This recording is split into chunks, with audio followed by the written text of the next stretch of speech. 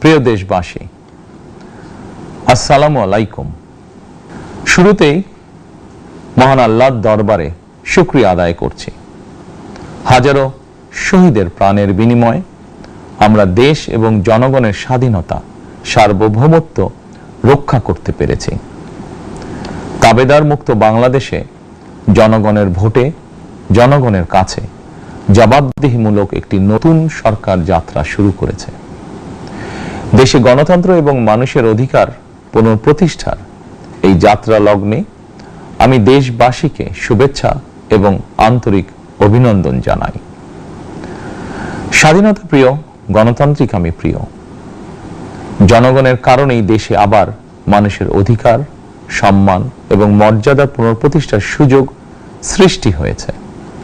আমি দেশবাসীর উদ্দেশ্যে একটি বার্তা দিয়ে বলতে চাই, মুসলমান, হিন্দু, বৌদ্ধ, খ্রিস্টান তথা দল, মত, ধর্ম, বর্ণ নির্বিশেষে পাহাড়ে কিংবা সমতলে বসবাসকারী এই দেশ আমাদের সবার।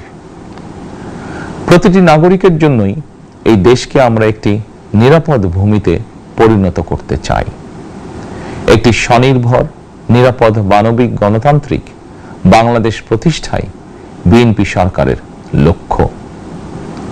প্রিয় দেশবাসী, ফ্যাসিবাদের সময়কালে দুর্নীতি দুঃশাসনে পর্যুদস্ত একটি ভঙ্গুর অর্থনীতি, দুর্বল শাসন কাঠামো আর অবনতিশীল আইন শৃঙ্খলা পরিস্থিতির মধ্য দিয়ে নতুন সরকার যাত্রা শুরু করেছে। আইন শৃঙ্খলা পরিস্থিতির উন্নয়ন এবং কঠোরভাবে দুর্নীতি নিয়ন্ত্রণের মাধ্যমে জনগণের মনে শান্তি, নিরাপত্তা ফিরিয়ে আনাই হচ্ছে আমাদের সরকারের প্রধান অগ্রাধিকার। সারা দেশে জুয়া এবং মাদকের বিস্তারকেও বর্তমান সরকার আইন শৃঙ্খলা অবনতির অন্যতম কারণ বলে চিহ্নিত করেছে। সুতরাং জুয়া এবং মাদক নিয়ন্ত্রণে আইন শৃঙ্খলা বাহিনী সব রকমের কঠোর পদক্ষেপ গ্রহণ করছে। জনজীবনে শান্তি ও নিরাপত্তা নিশ্চিত করতে সরকার সর্বোচ্চ উদ্যোগ গ্রহণ করছে। দেশের প্রতিটি সাংবিধানিক এবং সরকারি বেসরকারি প্রতিষ্ঠান চলবে বিধিবদ্ধ নীতি নিয়মে। দলীয় কিংবা রাজনৈতিক প্রভাব, প্রতিপত্তি অথবা জোর জবরদস্তি নয়।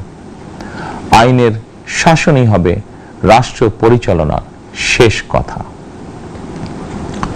প্রিয় দেশবাসী, আগামীকাল থেকে সারা দেশে শুরু হতে যাচ্ছে পবিত্র মাহে রমাদান। আমি দেশবাসীকে পবিত্র মাহে রমাদানের শুভেচ্ছা জানাই। রমাদান আত্মশুদ্ধির মাস। আমরা যদি আত্মশুদ্ধি শব্দটির মর্মার্থ উপলব্ধি করি, তাহলে এই মাসে মানুষের ভোগান্তি বাড়ার কথা নয়।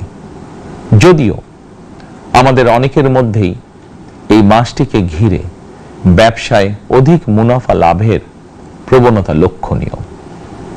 আপনাদের প্রতি আমার বিনীত আহ্বান, রমাদানের পবিত্রতা রক্ষার্থে এই মাসটিকে আপনারা ব্যবসা মুনাফা লাভের মাস হিসাবে পরিগণিত করবেন না।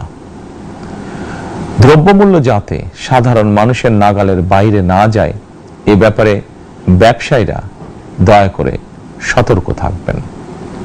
হাজারো প্রাণের বিনিময়ে একটি মাফিয়া সিন্ডিকেটের পতন ঘটিয়ে রাষ্ট্র এবং সরকারের জনগণের অধিকার প্রতিষ্ঠার অঙ্গীকার নিয়েই আমরা রাষ্ট্র পরিচালনার দায়িত্ব গ্রহণ করেছি। বিএনপি সরকার সকল ক্ষেত্রে অনাচার অনিয়মের সকল সিন্ডিকেট ভেঙে দিতে বদ্ধপরিকর ইনশাআল্লাহ। ক্ষুদ্র, মাঝারি কিংবা ছোট বড় সকল ব্যবসায়ীদের প্রতি বর্তমান সরকারের দৃষ্টিভঙ্গি সহজ এবং স্পষ্ট। বর্তমান সরকার ব্যবসায়ী এবং ক্রেতা সাধারণ উভয় স্বার্থ রক্ষা করে প্রয়োজনীয় পদক্ষেপ গ্রহণ করতে চায়। সুতরাং সরকারের পক্ষ থেকে কি ধরনের উদ্যোগ গ্রহণ করলে বাজার পরিস্থিতি নিয়ন্ত্রণে থাকবে কিংবা ক্রেতা বিক্রেতা উভয়েরই স্বার্থ রক্ষা হবে, এ ব্যাপারে আপনাদের যে কোনো ধরনের পরামর্শ কিংবা অভিযোগ শুনতে সরকার প্রস্তুত। ক্রেতা বিক্রেতা গ্রহীতা এই সরকার সকলেরই সরকার, এই সরকার আপনাদেরই সরকার। আপনারাই ভোটের মাধ্যমে এই সরকারকে রাষ্ট্র পরিচালনার দায়িত্ব দিয়েছেন। আপনারাই এই সরকারের শক্তি,